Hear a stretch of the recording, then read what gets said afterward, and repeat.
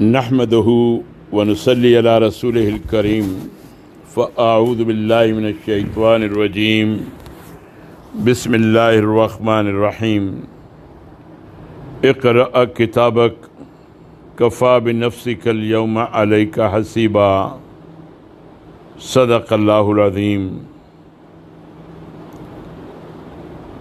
کتاب زندگی کے ورق برابر الٹ رہے ہیں۔ ہر آنے والی صبح ایک نیا ورق الٹ دیتی ہے۔ یہ الٹے ہوئے ورق برابر بڑھ رہے ہیں اور باقی ماندہ ورق برابر کم ہو رہے ہیں، اور ایک دن وہ ہوگا جب آپ اپنی زندگی کا آخری ورق الٹ رہے ہوں گے۔ جو ہی آپ کی آنکھیں بند ہوں گی یہ کتاب بھی بند ہو جائے گی اور آپ کی یہ تصنیف محفوظ کر دی جائے گی۔ کبھی آپ نے غور کیا اس کتاب زندگی میں آپ کیا درج کر رہے ہیں؟ روزانہ کیا کچھ اس میں لکھ کر آپ اس کا ورق الٹ دیتے ہیں؟ آپ کو شعور ہو یا نہ ہو، آپ کی یہ تصنیف تیار ہو رہی ہے اور آپ اس کی ترتیب و تکمیل میں اپنی ساری قوتوں کے ساتھ لگے ہوئے ہیں۔ اس میں آپ وہ سب کچھ لکھ رہے ہیں جو آپ سوچتے ہیں، دیکھتے ہیں، سنتے ہیں، چاہتے ہیں، کرتے ہیں اور کراتے ہیں۔ اس میں صرف وہی کچھ نوٹ ہو رہا ہے جو آپ نوٹ کر رہے ہیں۔ کسی دوسرے کو ہرگز کوئی اختیار نہیں جو ایک شوشہ بھی اس میں بڑھا یا گھٹا سکے۔ اس کتاب کے مصنف تنہا آپ ہیں اور صرف آپ ہی اپنی کوشش اور کاوشوں سے اسے ترتیب دے رہے ہیں۔ ذرا آنکھیں بند کیجئے اور سوچئے، کل یہی کتاب آپ کے ہاتھ میں ہوگی اور شہنشاہ واحد و قہار آپ سے کہے گا، اقرأ کتابک کفا بنفسک اليوم علیک حسیبا۔ پڑھ اپنی کتاب، آج اپنا نامہ اعمال کا جائزہ لینے کے لیے تو خود ہی کافی ہے۔ پھر سوچئے ان خوش نصیبوں کی خوشی کا کیا ٹھکانہ ہوگا جن کا دفتر عمل ان کے داہنے ہاتھ میں دیا جائے گا،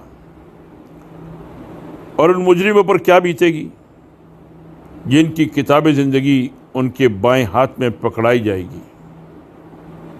آئیے کچھ دیر کے لیے تصور کی آنکھ سے قرآن کے آئینے میں اس جھنجھوڑنے والے منظر کو دیکھتے ہیں۔ سورہ الحاقہ میں آیات 18 سے 24 میں بیان ہوا ہے، یومئذ تعرضون لا تخفی منکم خافیہ فاما من اوتی کتابہ بیمینہ فیقول ہاؤم اقرءوا کتابیہ انی ظننت انی ملاق حسابیہ فہو فی عیشۃ راضیہ فی جنت عالیہ قطوفها دانیہ کلوا واشربوا ہنیئا بما اسلفتم فی الایام الخالیہ۔ وہ بھی کیسا دن ہوگا جب تم لوگ پیش کیے جاؤ گے، تمہارا کوئی راز چھپا نہ رہ جائے گا۔ یومئذ تعرضون لا تخفی منکم خافیہ۔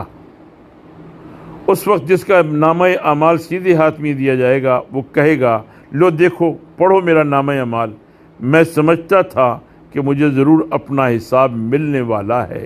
فَأَمَّا مَنْ أُوتِيَ كِتَابَهُ بِيَمِينِهِ فَيَقُولُ هَاؤُمُ اقْرَءُوا كِتَابِيَهْ إِنِّي ظَنَنْتُ أَنِّي مُلَاقٍ حِسَابِيَهْ۔ میں سمجھتا تھا کہ ضرور اپنا حساب ملنے والا ہے۔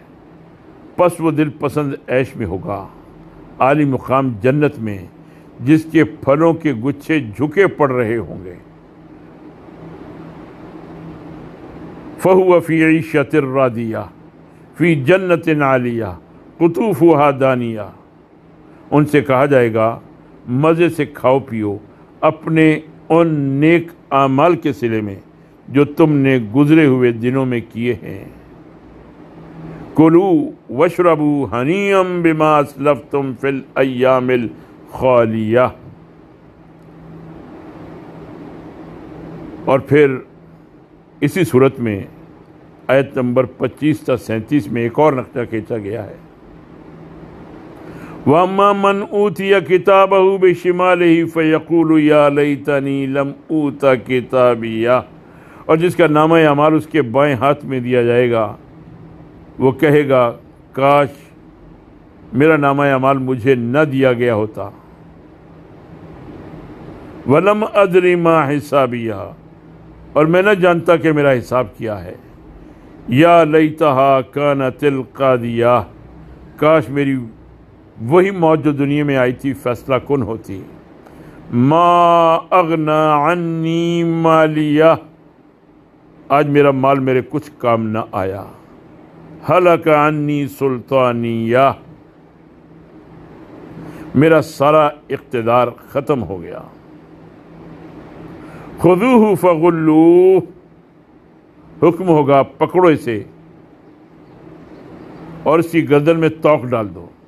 ثم الجحیم صلوہ، اور پھر سے جہنم میں جھونک دو۔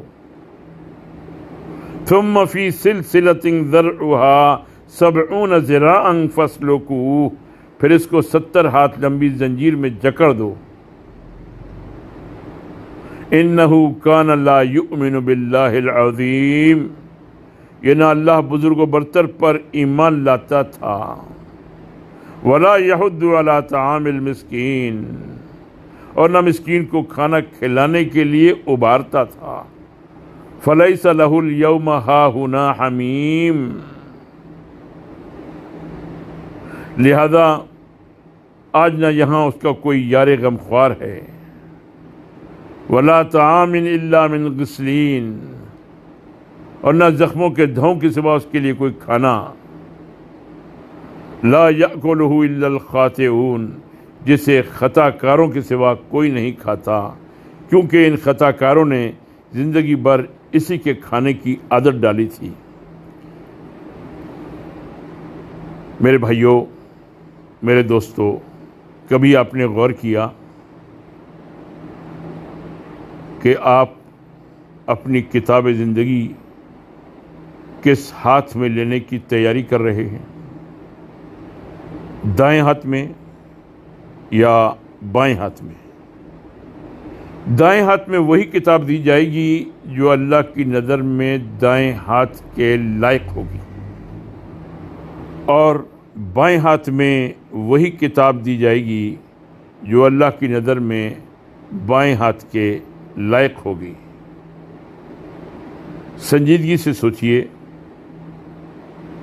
کہ آپ شب و روز کی دوڑ دھوپ سے جو کتاب مرتب کر رہے ہیں وہ کس آرزو کے ساتھ کر رہے ہیں، اور اس آرزو میں آپ کس حد تک مخلص ہیں۔